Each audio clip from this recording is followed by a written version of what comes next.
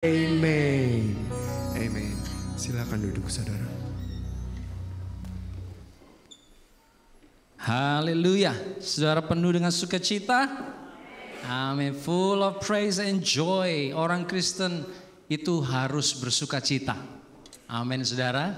Harus selalu menjadi tanda ya kehidupan kita itu penuh dengan sukacita. Sebelum kita mendengarkan firman Tuhan, I just wanna welcome dari Indonesia Zek dan Amos, Tante Frida juga ya baru datang, baru tiba, dan yang lain-lain juga saudara. Welcome dalam ibadah kita pada pagi hari ini. Mari kita sebelum mendengar firman Tuhan kita berdoa terlebih dahulu.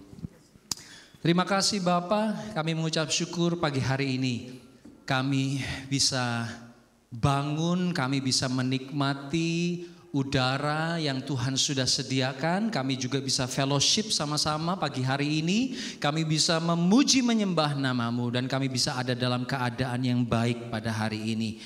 Terima kasih. Sebentar kami akan mendengar sebagian firman-Mu, kiranya berbicaralah Tuhan melalui hamba-Mu ini dan juga kepada setiap kami yang mendengarkannya. Biarlah Roh Kudus mengerjakan kebenaran di dalam hidup setiap kami. Di dalam nama Yesus kami berdoa. Amin, amin. Bapak Ibu Saudara sekalian, saya ingin melanjutkan khotbah yang 2 minggu lalu sudah dikhotbahkan. Ya, 2 minggu lalu kita bicara tentang apa saudara? Kalau masih ingat? Masih ingat enggak? Saya nunjuk nih.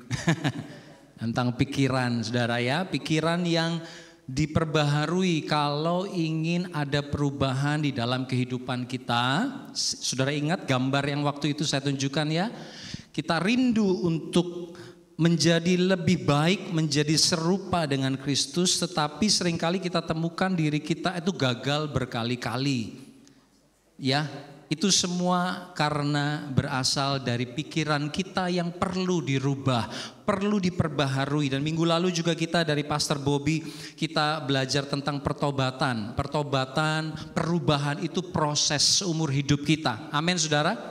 Seumur hidup loh saudara, untuk bisa berubah dari satu hari ke hari yang lain itu butuh perjuangan. Hidup kita itu penuh dengan perjuangan. Katakan sama-sama perjuangan.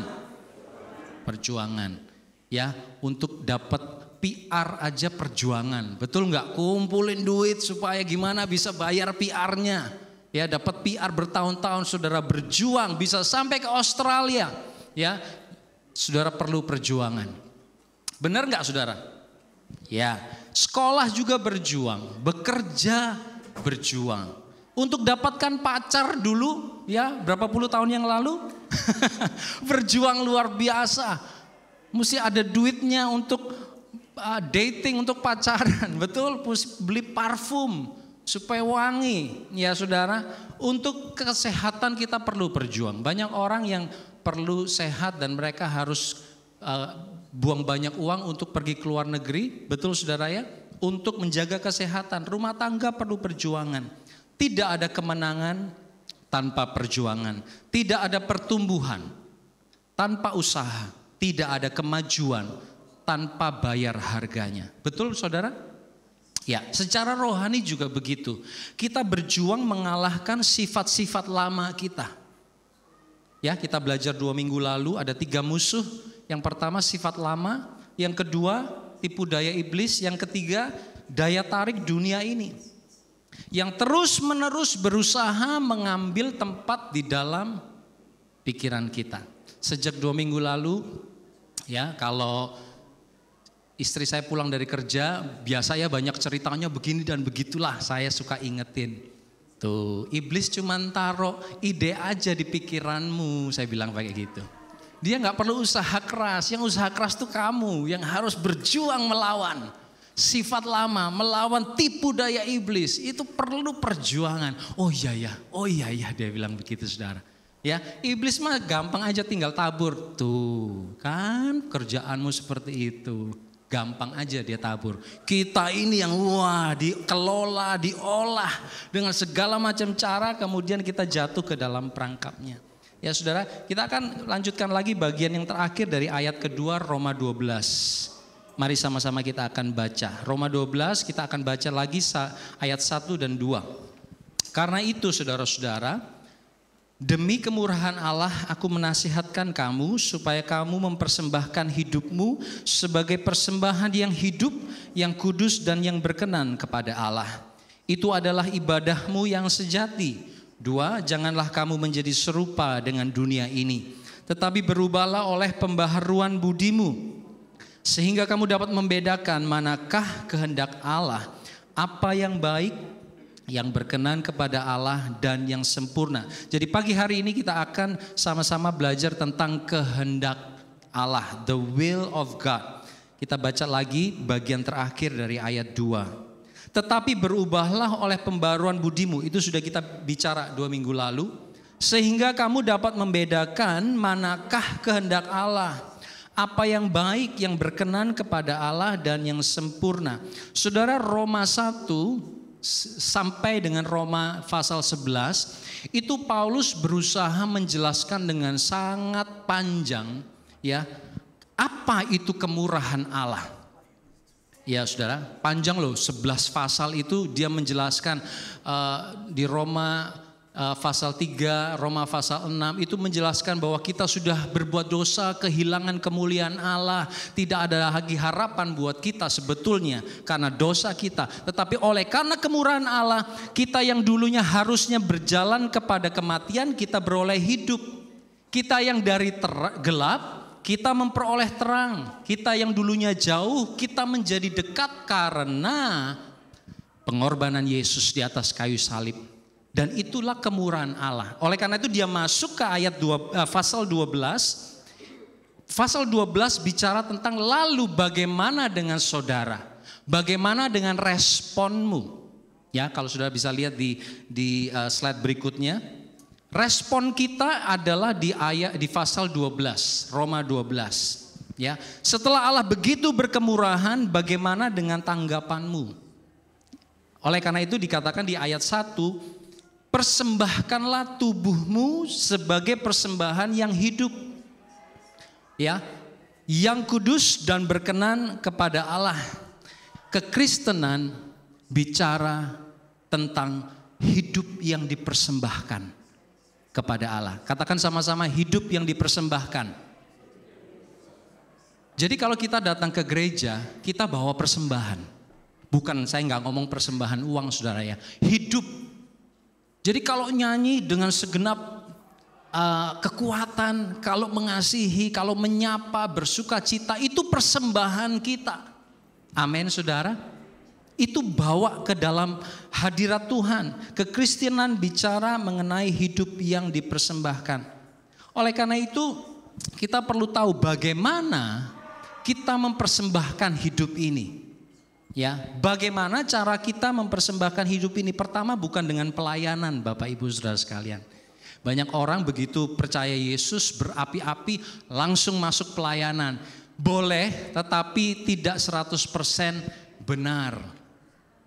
Ya.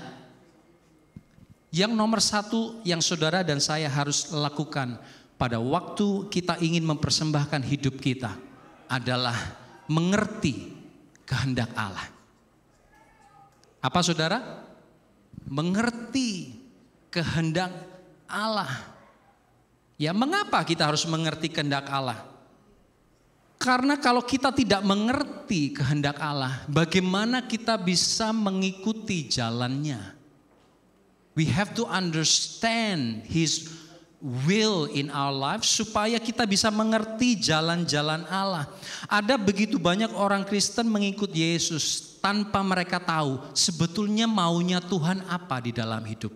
Mereka cuma go with the flow, ke gereja ya ke gereja, pelayanan ya pelayanan, di gereja ada nyanyi ya nyanyi, di gereja harus tepuk tangan, oh gereja ini tepuk tangan, ya udah saya tepuk tangan, kalau gereja lain nggak tepuk tangan ya saya nggak tepuk tangan, just go with the flow, tanpa ngerti persis apa kehendak Tuhan secara pribadi di dalam hidup saudara. Ada kehendak Tuhan tuh yang umum ya saudara, kita bisa tahu di dalam Alkitab. Ada kehendak Tuhan yang umum, jangan mencuri, jangan membunuh, kasihilah sesamamu manusia, ampunilah mereka yang membenci kamu. Itu umum. Tetapi ada kehendak Tuhan yang khusus, yang Dia mau setiap pribadi kita beda, saudara. Kasusnya ini maunya Tuhan apa? Beda dengan saudara yang lain kasusnya apa? Ya saudara. Sehingga kita nggak tahu persis dan kita hanya meraba-raba. Oh kira-kira gini. Oh menurut Pastor Yapi seperti ini ya saya lakukan gini. Nggak ngerti persis apa sebetulnya maunya Tuhan. Akhirnya apa saudara? Karena nggak ngerti maksudnya Tuhan. Nggak ngerti keinginan Tuhan. Akhirnya mereka hidup dengan keinginannya sendiri. Their own will or the will of this world. Mereka membuka telinga bagi keinginan-keinginan dunia. Bagi filsafat dunia. Bagi cara pikir dunia. Ya. Bila kita tidak tahu kehendak Allah, di ayat 2 ya saudara. Sehingga kamu mengenal kehendak Allah. If we don't know the will of God, the first one will happen. Ya. Lihat baik-baik ayat itu. Jangan kamu menjadi serupa dengan dunia, supaya kamu mengenal kehendak Allah.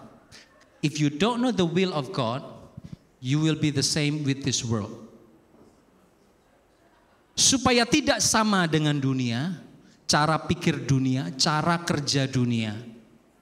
Kita harus diubahkan cara pikir kita, supaya kita mengenal kehendak Allah. Saudara nangkep sampai di sini ya? Pretty easy. Kalau kita tidak mengenal kehendak Allah, artinya mundur. Pikiran kita tidak diperbaharui. Jadinya kita menjadi sama dengan dunia. Perasaan kita sama dengan perasaan orang yang tidak mengenal Allah. Apa yang kita cari di dunia ini sama dengan mereka yang tidak mengenal Allah. Ya, Matius 6 ayat 33 dikatakan jangan kamu khawatir seperti orang-orang yang tidak mengenal Allah. Pikiran kita diubahkan supaya kita mengenal kehendak Allah. Itu nomor satu yang harus kita cari. Apa Tuhan maumu di dalam kehidupanku? Ya, kita perlu mengenal kehendak Allah supaya kita ngerti betul yang Tuhan mau di dalam hidup saya apa. Kita nggak bisa contoh hidup orang lain. Amin. Saya nggak bisa contoh cara hidupnya Tante Jasmine. Kehendak Tuhan di dalam hidup Tante Jasmine atau kehendak Tuhan dalam hidup Pastor Gideon, saya nggak bisa contoh. We have our own race in following Jesus. Ada yang lebih cepat, lebih rohani. Ada yang masih belum, masih baru. Setiap kita berbeda, saudara. Oleh karena itu kita perlu tahu, kita perlu cari apa kehendak Tuhan di dalam setiap persoalan, di dalam setiap tantangan kehidupan kita. We need to know apa kehendak Tuhan. Kehendak Tuhan tahun lalu dalam masalah A kemungkinan besar berbeda dengan kehendak Tuhan hari ini di masalah yang B. Kita perlu terus-menerus tahu apa kehendak Tuhan. Oleh karena itu firman Tuhan harus menjadi pegangan di dalam hidup kita. Amin saudara. Di situ dikatakan ada satu kata yang saya ingin tekankan. Sehingga kamu dapat membedakan kehendak Allah. Apa yang baik, yang berkenan kepada Allah dan yang sempurna. Kata membedakan dari asal katanya, dari bahasa aslinya dokimaso. Tuh, saudara nggak perlu hafalin ya. Dokimaso itu punya arti memeriksa, membuktikan dan menyetujui kehendak Allah. Ya, Yakobus 1 ayat 25 coba kita baca sama-sama. Tetapi barang siapa meneliti hukum yang sempurna, meneliti ya saudara, yaitu hukum yang memerdekakan orang dan ia bertekun di dalamnya. Jadi bukan hanya mendengar untuk melupakannya, tetapi sungguh-sungguh melakukannya, ia akan berbahagia oleh perbuatannya. Jadi membedakan kehendak Allah, mengenal kehendak Allah itu perlu usaha. Nggak bisa cuman saudara dengar dari pendeta, podcast, YouTube, kemudian saudara matikan, saudara pulang ke rumah and you do nothing about it. It doesn't work that way. Ingat tadi saya ngomong ya, hidup ini butuh perjuangan. Begitu juga di dalam hal kita mengikut Yesus. Kalau kita mengasihi Yesus, kita mau mengikut Yesus, kita perlu tahu isi hatinya. Kita perlu tahu pikirannya. Bagaimana Tuhan? Apa kehendakmu buat keluargaku? Apa kehendakmu untuk tahun ini buat aku? Untuk masalah di hadapanku? Apa Tuhan maumu? Apa Tuhan isi hatimu? Kita perlu tahu, kita perlu membedakan, kita periksa firman Tuhan. Kita buktikan bagaimana kehendak Tuhan. Dan setelah kita menemukannya, kita bersetuju, bersepakat dengan kehendak Allah. Amin, saudara? Ya, meneliti, kita perlu bertekun, sungguh-sungguh melakukannya. Yang kedua, ya, dikatakan tadi dokimaso, memeriksa, membuktikan. Kita perlu membuktikan bahwa kehendak Allah itu baik. Seringkali apa yang baik menurut pikiran kita belum tentu baik menurut Tuhan. Amin. Seperti contohnya Sarah dan Hagar. Sarah pikir, wah, janji Tuhan itu aku punya anak. Tapi sampai hari ini belum ada anak. Jadi coba aku cari Hagar untuk menghasilkan anak buatku. Kira-kira hasilnya sama nggak, saudara? Punya anak. The same result. Ya, punya anak. Have a son, but that's not God's idea. It's good idea, but it's not God's idea. Oleh karena itu kita perlu tahu membedakan, saudara. Mana kehendak Allah. Kalau saudara Tuhan kasih janji di dalam kehidupan saudara, dalam kehidupan kita. Kita perlu tahu bagaimana caranya, kapan waktunya. Oleh karena itu firman Tuhan kerap kali berkata, nantikanlah Tuhan, nantikanlah Tuhan, nantikanlah Tuhan. Caranya mungkin beda dengan cara kita. Waktunya belum tentu seperti yang kita mau. Ya saudara, saya khotbah tentang suatu perjuangan. Bukan suatu kehidupan yang mudah. Tapi itulah firman Tuhan katakan, kalau kamu mau ikut aku, Yesus katakan, kamu harus menyangkal dirimu. Artinya apa? Jangan pakai caramu. Jangan pakai waktumu. Datang ikuti aku. Pikul salibmu setiap hari. Kita perlu membuktikan apa yang kita pandang baik ternyata di mata Tuhan tidak baik. Belum tentu Tuhan setuju. Ya saudara, mungkin cerita ini bisa memberi gambaran lebih baik kepada saudara. Ada seorang pastor, saudara, di Texas yang namanya Guy Kendall. Suatu hari seorang pengusaha besar, seorang kaya raya, mungkin billionaire maybe ya saudara, menanyakan kepada Guy Kendall ini, apakah dia, pastor ini, percaya pada persepuluhan? Kemudian pastor ini berkata, ya saya percaya. Tuhan, saya percaya. Kemudian si pengusaha ini menanyakan apakah dia mempraktekkan persepuluhan. Ya. Kemudian si pendeta Guy Kendall ini berkata, enggak, saya tidak praktekkan, saya tidak memberi perpuluhan. Saya percaya pada perpuluhan, tetapi saya tidak dapat mempraktekkannya. Kenapa? Karena saya punya 13 anak, dia bilang. Ya, 13 anak di rumah.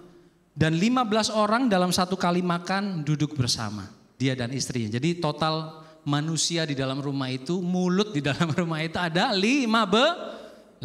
Katakan 15. Iya, aduh lemes saudara ya, dengar 15 tuh lemes. Ini mau dikasih makan apa ya 15 orang. Ya, saya hanya menerima gaji sebesar $125, bukan ribu. $125 sebulan. Ini mungkin zaman dulu ya saudara ya ceritanya. Saya masih harus memelihara kuda dan kereta saya untuk perjalanan pelayanan. Ya, tidak mungkin mengurus semua kebutuhan keluarga yang terdiri dari 15 orang dengan $125 sebulan dan masih harus memberikan persepuluhan. Jadi saya percaya pada persepuluhan dan saya mengkhotbahkannya, tetapi saya tidak dapat mempraktekkannya. Nah, lalu pengusaha ini berkata, saya ingin Anda mulai memberi persepuluhan, setidaknya $12.50, itu 10% ya, $12.50, 10% setiap bulan, segera setelah Anda mendapatkan gaji Anda. Kemudian jika Anda tergerak, Anda dapat memberi lebih banyak kalau mau. Saya janji kepada Anda bahwa jika Anda butuh bantuan keuangan, saya akan menolong, saya akan memberikan bantuan. Cukup tulis surat kepada saya dan katakan, Pak, saya sudah beri perpuluhan, tapi saya butuh uang itu, saya butuh untuk keluarga saya. Saya janji, si pengusaha ini berkata, saya berjanji saya akan kirimkan uang secepatnya kepada saudara, Pak Pendeta. Lalu si pengusaha ini berkata, apakah Anda bersedia mencoba memberi persepuluhan atas dasar janji saya? Sang pendeta Quick Candle ini berkata, dengan bersemangat dia terima tawaran. Oke, kita coba, we gonna try tithing this month. Dan dia mulai persepuluhan. Ya, tahun itu, tahun di mana dia mencoba, Tuhan memenuhi kebutuhannya dengan cara yang tidak terduga. Sehingga dia tidak perlu kirim surat kepada si pengusaha, ya, meminta pertolongan kepada si pengusaha. Menjelang akhir tahun, dia menyadari bahwa ia telah mempercayai janji si pengusaha ini untuk menyediakan bagi dia lebih dari dia mempercayai janji Tuhan. Dan pendeta ini berkata, saya telah berpegang kepada janji manusia saat saya tidak mempercayai janji Allah. Ya saudara, kita akan cenderung sama dengan dunia atau percaya kepada dunia kalau kita tidak memegang janji Allah. Itu otomatis. Otomatis. Kalau kita tidak bisa di sini ya kita ke sono. That's automatically, if we do not hold on the promise of God, we will hold on to the promise of this world. Itu yang dikatakan si pendeta. Sekarang saya telah membuktikan, tuh kata yang tadi kita pakai. Sekarang saya telah membuktikan janji-janji Tuhan dan menemukan bahwa Dia memelihara saya dan keluarga besar saya dengan gaji kecil. Saya menemukan bahwa Allah sanggup memelihara keluarga kami hanya dengan $112,5 per bulan karena berkat Allah. Daripada dapat full amount 125 tetapi di luar dari perjanjian berkat yang telah Allah kerjakan. Dia cari kerajaan Allah dan dia praktekkan persepuluhan. Saudara, seringkali dalam hidupan kita diperhadapkan dengan challenge di mana kita perlu tahu kehendak Tuhan. Seperti pendeta ini, kebetulan saya ketemunya ilustrasi tentang perpuluhan, tapi banyak hal lain yang harus kita kenali apa kehendak Tuhan dalam hidup kita. Masalah pelayanan, ya saudara, masalah apapun, masalah mengampuni, masalah apapun di dalam kehidupan kita, kita perlu tahu apa kehendak Tuhan sehingga kita bisa memeriksa, kita bisa membuktikan mana yang baik itu banyak. Betul saudara? Yang baik itu banyak, tetapi mana satu ini yang Tuhan mau buat diriku? Pekerjaan misalnya, ya saudara, atau mencari pasangan hidup bagi yang masih jomblo. Itu kita perlu ngerti kehendak Tuhan. Banyak wanita atau pria yang baik, betul ya saudara? Tetapi yang mana yang Tuhan mau spesifik untuk diri saya? Disitulah kita perlu belajar. Bagaimana kita bisa mengenal, mengetahui, membuktikan kehendak Tuhan. Kita harus mulai dari merubah cara berpikir kita sesuai dengan kebenaran firman Tuhan. Sudah dulu, kalau dulu ya saudara, kalau doa saya nggak dijawab Tuhan, saya kesel. Saudara juga, ya benar nggak? Coba angkat tangan yang sama seperti saya. Atau kecewa, nggak usah kesel, kecewa. Ya terima kasih untuk kejujurannya. Kita masih manusia Tuhan, saudara ya. Kita kesel sama Tuhan, kenapa sih orang lain dijawab, orang lain ditolong, kok saya enggak? Padahal perasaan doa saya juga enggak rakus-rakus amat ya. Doa saya juga baik-baik aja, bukan untuk saya sendiri. Dan itu yang menjadi cara berpikir saya pada waktu itu. Saya pikir Tuhan enggak peduli, Tuhan enggak dengar, Tuhan lebih dengar doa orang lain. Saya enggak sadar saudara bahwa selama itu saya hanya mendoakan apa yang saya mau. Saya hanya minta kepada Tuhan what I want. saya tidak pernah tanya ke dia, ke Tuhan Yesus, apa yang dia mau. Sekali lagi saya ulang ya saudara, karena ini juga pasti terjadi dalam hidup saudara. Pada waktu saudara punya kebutuhan, saudara punya kemauan, kita hanya datang kepada Tuhan dan memberitahu Tuhan apa yang kita mau. Saya butuh pekerjaan Tuhan, saya butuh sekolah buat anak-anak Tuhan, saya butuh duit buat bayar bil Tuhan, saya butuh ini. Dan kita tidak pernah tanya dia, Tuhan apa yang kau mau di dalam masalah ini. Betul saudara? Ya, itu seringkali terjadi di dalam kehidupan kita. Lalu pada waktu saya mengerti bahwa saya udah salah nih, saya harus tanya Tuhan apa yang dia mau. Dan saya kemudian berdoa kepada Tuhan, Tuhan so far apa yang saya doakan sepertinya engkau gak jawab. Atau mungkin engkau sudah jawab tapi saya gak bisa lihat. Karena saya cuma kepengen melihat apa yang saya mau.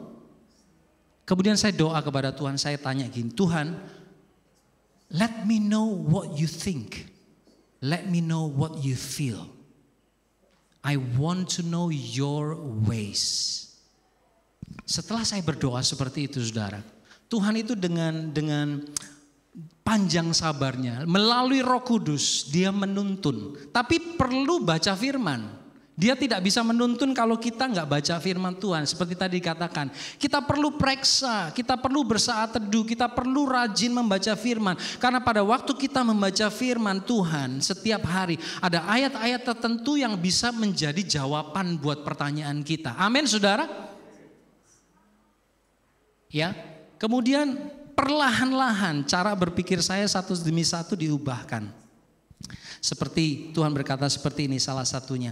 Apa yang kamu pikir baik Yapi, itu belum tentu berkenan kepadaku. Jadi saya langsung berubah cara pikir. Oh, jadi selama ini yang saya pikir itu baik, belum tentu itu baik bagi Tuhan. So, apa yang baik Tuhan?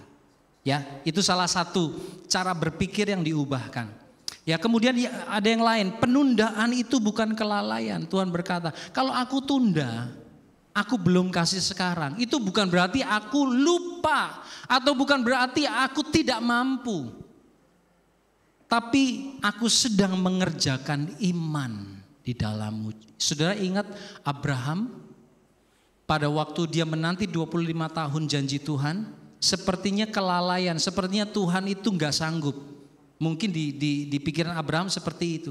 Tetapi Tuhan sedang mengerjakan sesuatu di dalam hidupnya. Percaya demi percaya, iman demi iman, diperkuat dari tahun ke tahun. Sehingga pada waktu dia sudah punya anak, Tuhan minta. Itu kok bisa langsung dikasih? Why? Padahal udah nunggu 25 tahun. Kenapa dia bisa langsung mau kasih anak itu? Karena selama 25 tahun dia membangun kepercayaannya kepada Tuhan. Makanya di Ibrani dikatakan dia percaya bahwa Tuhan sanggup membangkitkan orang walaupun dari kematian. Dari mana dia punya rasa percaya itu? 25 years of waiting. Amin saudara. Itu Abraham tuh orang biasa loh saudara. Sama seperti saudara dan saya. Dia cuma ambil keputusan yang seharusnya juga kita ambil. Menantikan kehendak Tuhan apa. Enggak buru-buru. Enggak ambil keputusan sendiri. Ya saudara. Allah mengizinkan segala sesuatu itu terhimpit, terbatas, mustahil di mata kita. Supaya saat kemenangan itu terjadi, saat jawaban itu terjadi, kita tidak berkata, oh itu karena aku. Seringkali Tuhan tahan jawaban itu, tahan pertolongan itu sehingga kita terpojok. Why? Itu saya tanya tuh sama Tuhan, kenapa ya Tuhan ya? Aduh capek Tuhan nunggu terus. Jawabannya itu supaya pada waktu kamu terima jawaban, kamu gak sombong. Kamu merasa itu dari aku. Saudara ingat Gideon saudara? Bukan Om Gideon. Gideon yang dari Alkitab. Dia dipilih oleh Tuhan membebaskan bangsa Israel. Dia kumpulkan 32.000 tentara. Hebat loh saudara. Ya, 32.000 tentara. Tetapi Tuhan bilang apa? Nope, too much. Turun sampai kalau nggak salah 10.000. Ya, Dia suruh orang pulang, yang takut pulang. Pulang itu berapa? 12.000, tinggal 10.000. Sudah lumayan kan saudara? Tuhan bilang masih terlalu banyak. Dites. Siapa yang minum pakai tangan, siapa yang minum langsung dengan mulutnya di air. Sisa 300. Mau perang lawan orang Amalek kalau nggak salah. 300 orang, firman Tuhan katakan di Hakim-Hakim saudara ya. Itu bangsa Amalek tentaranya, untanya itu nggak bisa terhitung. You cannot count it, too many. Ngelawan 300. Bisa saudara? Mustahil. Itu Tuhan kayaknya himpit, kayaknya kurangin kekuatannya, dikurangin saudara. Why? Ditulis Allah berkata supaya pada waktu kamu menang, kamu tidak berkata kemenangan ini karena kuat dan gagahku. Dari situ saya belajar saudara. 300 orang, mereka berperang, mereka nggak bawa senjata loh dikatakan. Sudah baca ya di Hakim-Hakim, mereka tidak bawa senjata. Mereka hanya bawa obor dan kendi. All they have to do is break the kendi and then berteriak. That's all. Dan Tuhan yang melakukan peperangan itu bagi mereka. Mereka cuman itu aja, taat aja saudara. Supaya kita belajar mengenal kehendak Allah, sometimes we know, oh Gideon gak perlu bawa senjata, tapi peperangan yang lain perlu bawa senjata. We know apa yang Tuhan mau di dalam setiap keadaan kita. Kita harus menjadi ahli, memeriksa, membuktikan bahwa kehendak Allah yang lebih baik, lebih sempurna, dan kita bersetuju dengan kehendak Allah di dalam hidup kita. Amin saudara? Gak gampang, tidak mudah. Tetapi kalau kita tidak mau jadi sama seperti dunia, kita harus mengenal kehendak Allah. Kalau kita tidak kenal kehendak Allah, then automatically you are the same with the world. Pulang saudara, camkan perkataan ini. Kata-kata saya yang barusan saya katakan. If you don't know what God wants, then all you know is what you want and what the world wants for you. Kalau kita berkata kita mau ikut Yesus, kita berkata kita mau mengasihi Yesus, then we have to know His heart. We have to know His mind. Seperti saudara yang punya suami istri, saudara berkata mengasihi satu sama lain ya. I love you, you love me. Tapi kalau saudara nggak ngerti apa mau hatinya, saudara akan memberikan sesuatu yang dia tidak mau. Betul saudara? Dia sukanya candy misalnya, atau coklat misalnya. Atau ada orang yang sukanya itu gifts. Ya. Orang tertentu sukanya gifts. Tapi kalau pasangannya nggak ngerti, yang dikasih bukan gifts. Yang dikasih physical touch. Pijet terus. Saya nggak suka pijetan, kamu udah 15 tahun sama aku nggak ngerti ya. Aku nggak suka dipegang-pegang. Don't touch me. I like gifts. Kado. Gak ngerti-ngerti ya. Saudara. Sama dengan manusia juga. Ada yang istri atau suami itu gak suka physical touch atau gak suka kado. But they like quality time. Duduk aja nonton bersama-sama. Gak usah ngomong. Talk to the hand. Talk to the hand, okay? We watch together, we go around together. You don't have to do house chores, it's okay. Messy, it's alright. But I want you to be with me all the time. That's all. Gak perlu dikasih kado. I'm fine. Tapi gak ngerti kalau suaminya itu sukanya quality time. Kasihnya kado, kasihnya physical touch, kasihnya bersih-bersih rumah. Seperti saya sukanya bersihin rumah. Kamu tuh ngapain aja sih dari tadi? Saya bilang sama istri saya. Saya kebetulan suka quality time saudara ya. Itu sampai rumah kepengennya duduk bareng, santai. Tapi dionya masaklah, apalah. Kamu tuh ngapain, lihat kamu sibuk tuh bikin gue capek tahu nggak? Kesana kemari kayak setrikaan saudara ya.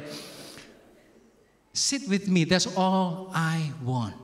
Tapi seringkali kita nggak ngerti bahwa suami, istri atau anak kita itu punya build yang berbeda. Ada yang suka di jamah-jamah, ada yang gak suka. Ada yang suka quality time, ada yang gak suka. Ada yang sukanya sibuk, ngepel lah, masak lah. Wih.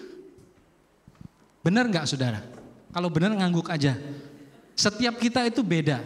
Kalau kita gak ngerti satu sama lain, no wonder ribut. Ya, betul. Ribut. Betul ya saudara, begitu juga kita dengan Tuhan. Kalau kita nggak ngerti isi hatinya, kita nggak ngerti apa maunya dia, apa yang dia suka dan dia tidak suka, no wonder hidup kita tuh ribut aja. Mau mengasihi Tuhan nggak bisa karena nggak ngerti, tetapi mengasihi dunia juga nggak boleh, benar nggak? Ada satu orang bilang gitu, lu ya di surga nggak diterima, di bumi juga lu nggak diterima, lu tahu nggak? Saya ketawa dengerin itu saudara. Karena apa? Dengan Tuhan kita nggak ngerti maunya Tuhan apa. Kita nggak pernah baca firman, nggak tahu apa yang dia suka dan apa yang dia inginkan. Tetapi dengan dunia pun kita nggak boleh sama dengan dunia. Betul nggak saudara? That's why we need to follow Him. We need to embrace the word of God. Supaya Roma 12 ayat 2 terjadi dalam hidup kita. Renew your mind so you know the will of God. Kita nggak bisa pakai cara pikir kita yang lama. Kita nggak bisa pakai lagi cara kerja kita yang lama. Seperti sebelum kita mengenal Yesus. Kita harus terus diperbaharui dan it takes your lifetime. Butuh seumur hidup kita. Diperbaharui dari satu hari ke hari yang lain. Amin saudara. Amin saudara. Iya, semangat saudara ya. Haleluya. Mari sama-sama kita akan lihat ayat terakhir Mazmur 23 ya saudara ya. Ayat 3 sampai 6. Salah satu cara atau bagaimana kita mengerti kehendak Tuhan dari ayat ini. Ini sebagai contoh aja. Ya, Mazmur 23 kalau nggak ada di situ saudara bisa buka Bible saudara sendiri. Tapi saya nggak akan baca semua. Ayat 3 berkata, Ia menuntun aku. Kita tahu semua ya Mazmur 23 ya. Tuhan adalah gembalaku, takkan kekurangan aku. Ia menuntun aku di jalan yang benar oleh karena namanya. Dari situ kita belajar dia menuntun. Kalau orang sebagai gembala ya saudara. Ini Daud melihat dirinya sebagai domba. Karena itu dia berkata, Tuhan adalah gembalaku. Dia posisikan dirinya sebagai domba. Domba itu tidak tahu apa-apa, domba itu enggak pinter. Domba itu butuh gembala. Untuk menuntun. Menuntun itu artinya memimpin. Menuntun itu artinya gembala itu harus di depan dan domba ini harus mengikuti dari belakang. Ya. Ayat 4, sekalipun aku berjalan dalam lembah kekelaman aku tidak takut bahaya sebab engkau besertaku. Menurut pergembalaan, shepherding di Israel saudara, kadang kalau udah gelap, kalau masih terang saudara ya, gembala itu berjalan di depan dan domba itu bisa melihat kemana gembalanya pergi. Tapi kalau sudah mulai gelap ya, gembala itu berjalan beserta bersama-sama di tengah-tengah kumpulan dombanya. Supaya domba itu merasa aman. Ada gembalanya di tengah-tengah mereka. Ya, itu namanya beserta. Sometimes we have to know bahwa Tuhan ada di depan kita, memimpin. Tetapi kita juga perlu tahu bahwa Dia ada di tengah-tengah kita. Dan yang terakhir ayat 6, kebajikan dan kemurahan belaka akan mengikuti aku. Gembala itu bukan hanya di depan, gembala juga ada di tengah-tengah kita dan dia ikuti kita dengan kebajikan dan kemurahan. Dari baca ayat ini saudara kita bisa belajar kehendak Tuhan. Seperti topik kita pagi hari ini. Bahwa dia ingin kita tahu sebagai domba Bapa Allah ingin kita tahu bahwa dia ada di depan kita menuntun. Dia ada bersama-sama dengan kita menyertai dan dia ada di belakang kita mengikuti.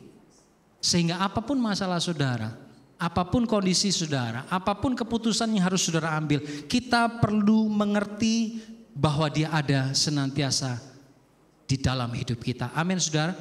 Sehingga seringkali Tuhan itu ingatkan, Roh Kudus ingatkan kepada saya. Turun dari mobil, mau buka pintu rumah, dia tanya, di mana sukacitamu? Saya tiba-tiba, iya ya, barusan kehilangan sukacita. I just lost my joy. Karena saya berpikir hidup ini biasa-biasa aja, normal-normal aja. Tetapi Tuhan berkata, di mana sukacitamu? Terus saya tanya, apa yang Tuhan mau dalam hidupku? Restore your joy. Your joy is in me, not in your situation. I love you. I am with you. I am your shepherd. Dan sukacita itu kembali di dalam kehidupan saya. Saya belajar kehendak Tuhan. Sukacita itu tidak tergantung terhadap situasi saudara. Amin saudara. Sukacita itu karena kita percaya kepada Dia. He is the source of everything in our lives. That's the source of our joy. Ada amin saudara? Karena segala sesuatu itu berubah. Hari ini menyenangkan, besok biasa-biasa saja. Tetapi satu yang tidak berubah harus ada di dalam hidup kita adalah kita tahu bahwa He is with me all the time. Dia ada di depan, Dia ada bersamaku, dan Dia mengikuti dengan kebajikan dan kemurahan. Walaupun aku tidak melihat, aku tidak rasa, but I know that I know He is with me. Amin. Mari kita tutup mata kita saudara.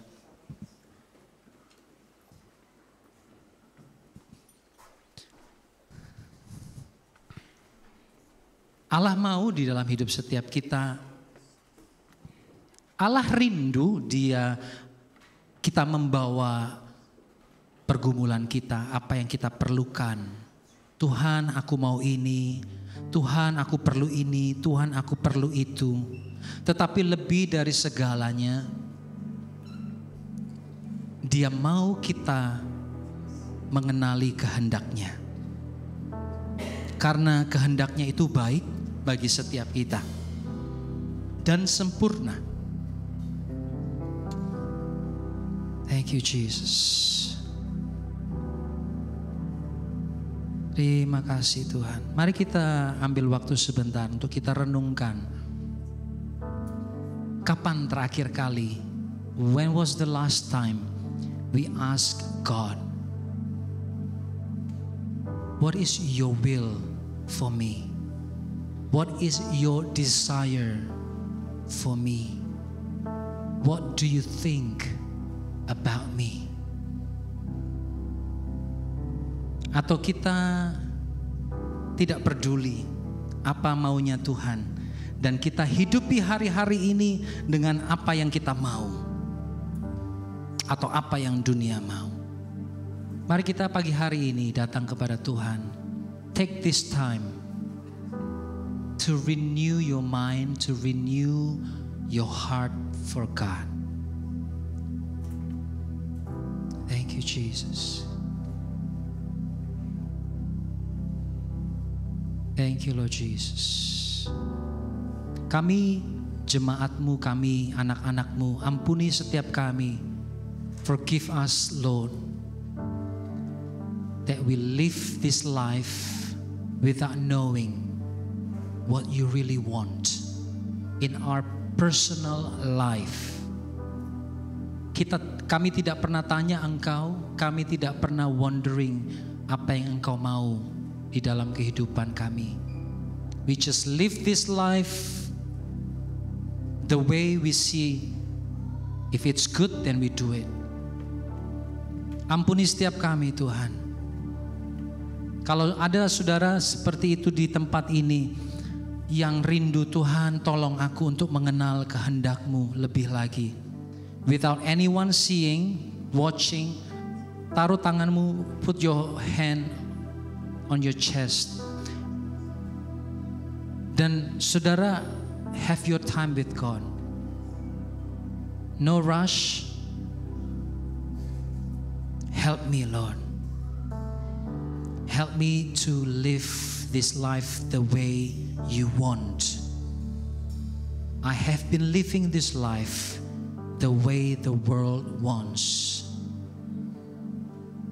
Tolong aku Tuhan. Tolong aku Roh Kudus. Thank you Lord Jesus. Terima kasih Bapa untuk pagi hari ini. Biarlah firman-Mu yang sudah kami dengar, oleh kekuatan Roh Kudus-Mu kami boleh praktekkan di dalam kehidupan kami. Thank you Lord. Haleluya.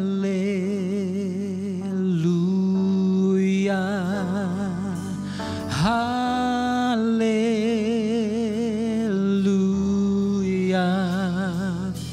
Haleluya.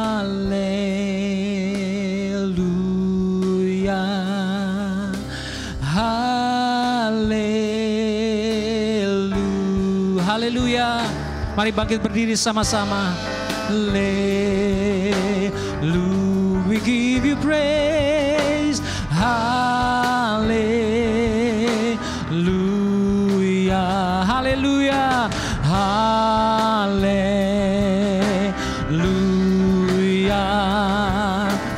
hallelujah. One more time, hallelujah, hallelujah.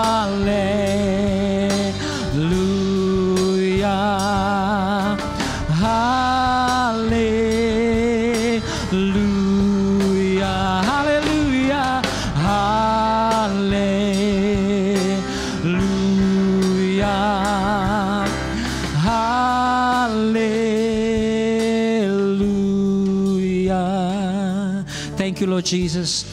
Kami percaya Engkau ada di tengah-tengah kami. Kami percaya Engkau menjamah setiap kami, memperbaharui pikiran setiap kami melalui firman-Mu. Terima kasih Bapa, terima kasih Tuhan. Di dalam nama Tuhan Yesus, semua yang percaya katakan